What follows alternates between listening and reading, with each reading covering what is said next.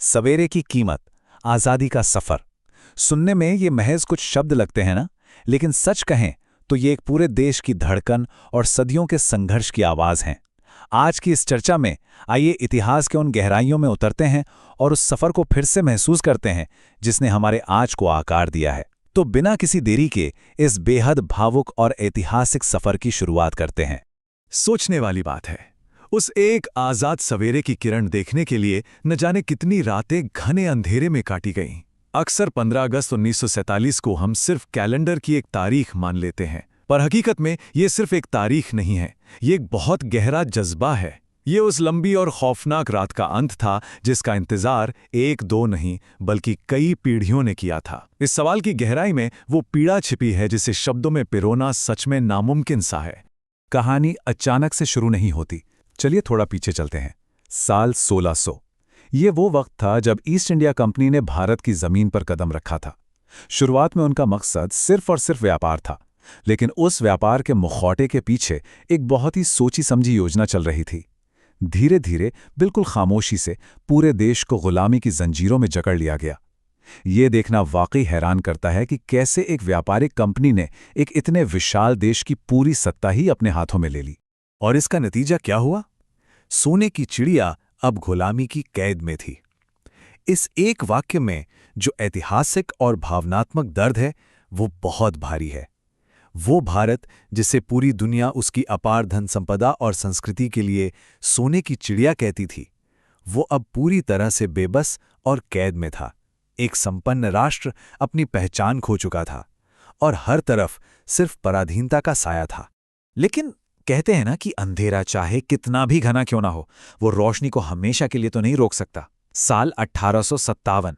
ये महज एक साल नहीं था, ये एक गूंज थी, एक ऐसी ललकार जिसने ऊर्जा को पूरी तरह से बदल कर रख दिया। सदियों की वो घुटन भरी खामोशी आखिर टूट गई। ये वो ऐतिहासिक मोड़ था जहां से दमनकारियों के खिलाफ सबसे पहली और सबसे बड़ी खुली चुनौती की शुरुआत हुई। ये सब आगे कैसे बढ़ा, ये समझना बहुत दिलचस्प है। मंगल पांडे की बंदूक से निकली एक गोली, वो सच में सिर्फ एक गोली नहीं थी, वो एक चिंगारी थी जिसने बरसों के दबे हुए गुस्से को भड़का दिया। और फिर ये चिंगारी झांसी की रानी लक्ष्मीबाई के अदम्य शौर्य से मिलकर एक धधकती हुई आग में बदल गई। देखते ही देखते ये बगावत किसी एक शहर या छावनी तक नहीं रुकी, बल्कि पूरे हिंदुस्तान की रगों में दौड़ गई। जब ये आग पूरे देश में फैली तो इसने एक बहुत ही खास तरह की सामूहिक चेतना को जन्म दिया। हर हिंदुस्तानी के दिल में बस एक ही सपना धड़क रहा था, आज़ादी। भाषाएं अलग थीं, पहनावा अलग था, प्रांत और मान्यताएं अलग अलग थीं, लेकिन मंजिल बस एक ही थी। पूरे देश को एक ही धागे ने बांध दिया था और वो था पूर्ण स्वतंत्रता का सपना। अब इस एक मंजिल तक पहुंचने के रास्ते अलग अलग जरूर थे। अगर हम इसे बिल्कुल निष्पक्ष होकर देखें तो एक तरफ था महात्मा गांधी का दिखाया अहिंसा और सत्याग्रह का मार्ग, जो पूरी तरह से शांति, धैर्य और आत्मबल पर आधारित था। वहीं दूसरी तरफ इंकलाब का वो बुलंद नारा और नेताजी सुभाष चंद्र बोस की आज़ाद हिंद फौज थी, जिनका रास्ता सशस्त्र क्रांति और सीधे संघर्ष का था।